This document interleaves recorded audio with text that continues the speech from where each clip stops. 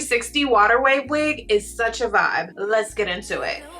She wanna know me. I stay low key, all gas, no brakes, baby. Let them hoes sleep. Body on 10, make your girl OD. I get in my way, never out of my lane. Feel like you the one and the one. So what it's gonna be, baby, squad up. If you've never tried a 360 frontal wig, you're tripping at this point. Y'all saw the hair up, now you're seeing the hair down. Do I need to say more? I want to thank WavyMy Hair for sponsoring today's wig install for you guys. Today I'm going to show you how I got this bomb wet and wavy vibe without the hair actually being wet. I feel like it looks so good. So if you would like to see how I styled this hair, how I put it in a ponytail, did the baby hairs, I mean everything from start to finish, y'all know what to do. Definitely keep watching.